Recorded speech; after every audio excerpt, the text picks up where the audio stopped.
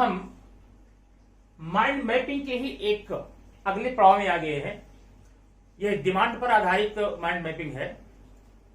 आज हम बताएंगे कि माइंड मैपिंग अगर आप बना रहे हैं तो सीजन पर बना रहे हैं। इसको सीजन पर।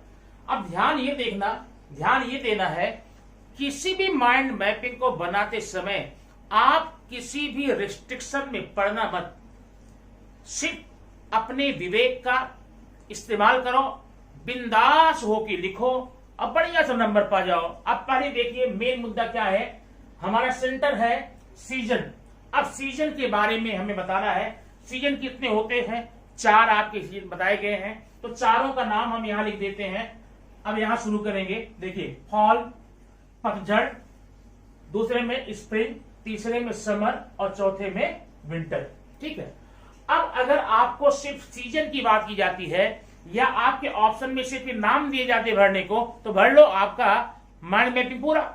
लेकिन और आगे अगर आपको बढ़ना है, और भी आगे, जरा देखिए अभी यहां पर समर सीजन में। अब समर सीजन में आप दिखा सकते हैं मंथ्स, कौन कौन महीने को हम समर सीजन में लिखेंगे। यहां पर लिखिए, यहां पर और यहां पर। महीना हो गया, महीने का नाम ध्यान रखना, हिंदी महीने का नाम नहीं लिखेंगे, आप इंग्लिश महीने का नाम लिखेंगे। महीने में कौन कौन से महीने को हम रखते हैं गर्मी में, समर में।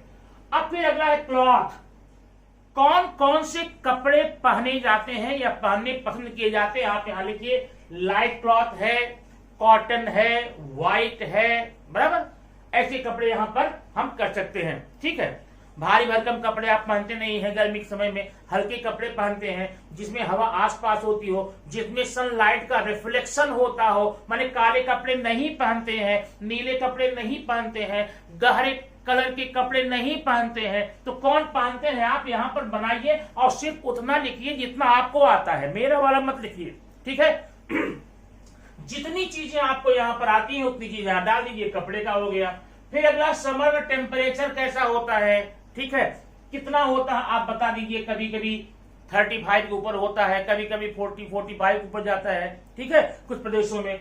फिर फूड, कौन से भोजन हमें लेने चाहिए। अब हल्का फूड है, लाइट फूड है, भारी भरकम फूड हम नहीं लेंगे, तेल मसाले का नहीं लेंगे, बराबर है। ऐसे खाने लेते हैं जो आसानी से पच जाएं, हमारे लिए सुपाच्य हो, स्वास्थ्यवर्धक हो, ऐसे खाने डाल दीजिए। अब ये खाने अपने मन से लिख सकते हैं, अगर आता है नहीं ध्यान देना, आपके ऑप्शन में दिया जाएगा वो खाने को भरने के लिए, वहां भर दीजिए या आपके पैराग्राफ में दिया जाएगा। ठीक है।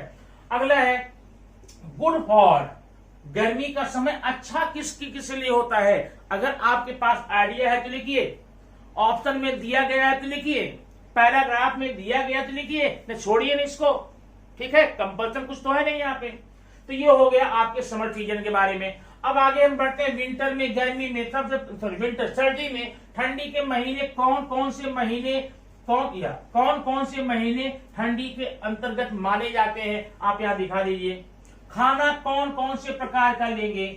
अब यहाँ एक नहीं लिखा, मैं लिख देता हूं, क्लॉथ कौन कौन सा है, कपड़े किस कलर के पहनते हैं, और यहाँ पर सराउंडिंग्स कैसा होता, आसपास का वातावरण कैसा होता है, मौसम कैसा होता है, प्रकृति कैसी होती है, हवा कैसी होती है, नमी कैसी होती है, एनवायरमेंट कैसा होता है। ये चीजें कब लिखेंगे, या तो आप अपने मन से लिखना चाहते हैं, आता है तो लिखिए, या तो आपके ऑप्शन में दिया गया है तो लिखिए, या फिर आपके पैराग्राफ में दिया गया है तो लिखिए, नहीं फिर मत लिखिए ना।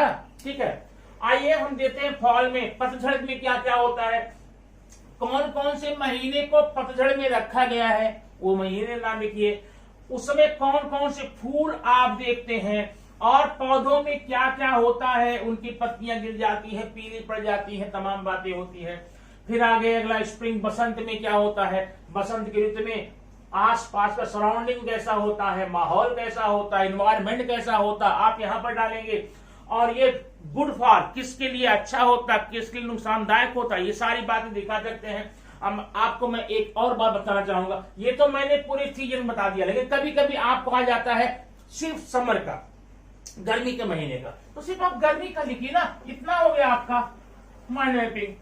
फिर कभी विंटर का आ जाए, माने किसी यहाँ पर 4 सीजन जो लिखे गए बताए गए हैं, किसी एक का सेपरेट आ जाए तो भी आप कर सकते हैं, और पूरे होल सीजन आ जाए तो भी आप कर सकते हैं, इसमें कोई प्रॉब्लम आपको नहीं होगी। मुझे लगता है आपको समझ में आ गया होगा। अब इसके आगे आपको कोई प्रॉब्लम नहीं होगी। ऐसे ही 2-3 माइंड मैपिंग का एग्जांपल लेकर के आप अपने मन से करके देख लीजिए।